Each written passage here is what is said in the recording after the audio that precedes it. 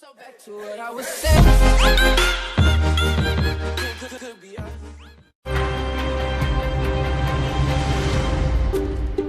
In the early 1950s, U.S. planes were conducting low-flying recon missions over the USSR, but there were constant worries of them being spotted and shot down.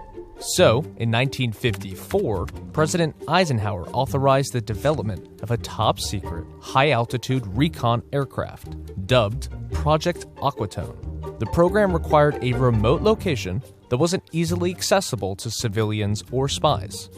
Area 51 fit the bill perfectly. It was in the Nevada desert, near a salt flat called Groom Lake. No one knows exactly why it's called Area 51, but one theory suggests it came from its proximity to the Nevada nuclear test sites.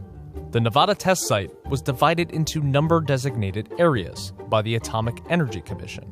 The location was already familiar territory for the military, as it had served as a World War II aerial gunnery range. In the summer of 1955, sightings of unidentified flying objects were reported around Area 51. That's because the Air Force had begun its testing of the U-2 aircraft.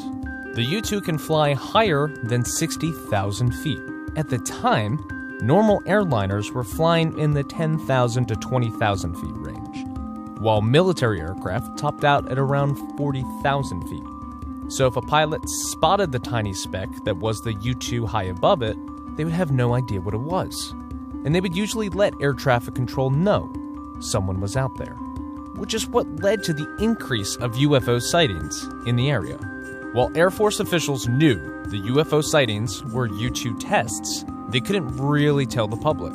So they explained the aircraft sightings by saying they were natural phenomena and high-altitude weather research.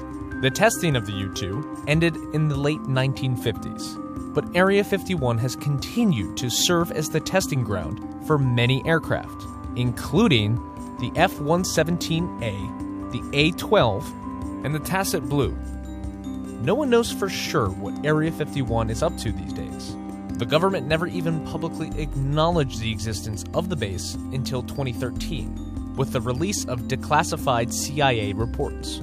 But if you're ever at the Las Vegas airport, keep an eye out for some small, unmarked passenger planes in a fenced-off area. They're how Area 51 employees get to work from their homes in Vegas. The government had basically said Area 51 does not exist. Now the government has basically said, okay, yeah, technically, actually, it does exist. They said that in 2013, and now they're saying not only does Area 51 exist, but we've also spent millions of taxpayer dollars, something like $22 million, to investigate UFOs. It depends who you ask about Area 51. The government will say that it's where they used to test top secret planes or where they used to test nuclear warheads and nuclear bombs. But for 70 years worth of people who believe in UFOs, it's a place where the government keeps all these secrets about aliens that have crash landed on Earth. One of the most out there conspiracy theories centers around Roswell, New Mexico, where I guess most people who believe in UFOs, or many people believe that an alien spacecraft crashed there and was discovered by a farmer.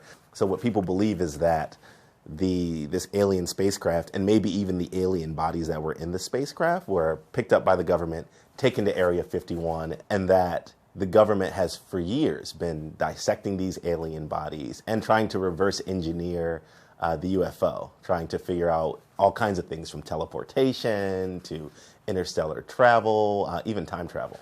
Filmmaker Ray Santilli put out this video that he said was a result of the Roswell crash, and it shows people in lab coats, purported scientists, dissecting alien bodies, and it's put out there as the Roswell autopsy.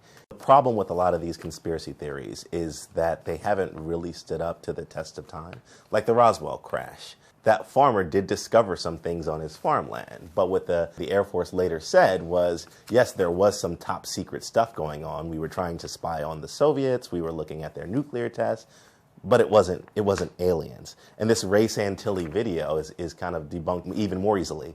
He just said it was a fake. Here's what the government's admission means for these conspiracy theories. It's like pulling pouring kerosene on these theories, right? Because now the government has admitted that Area 51 exists and is actually a thing.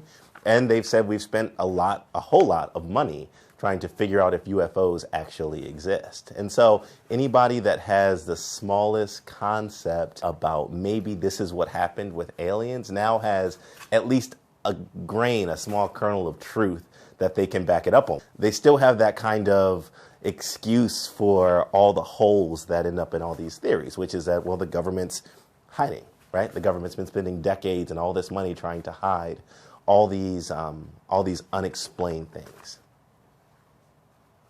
So you're saying aliens are real? I neither confirm nor deny that aliens are real.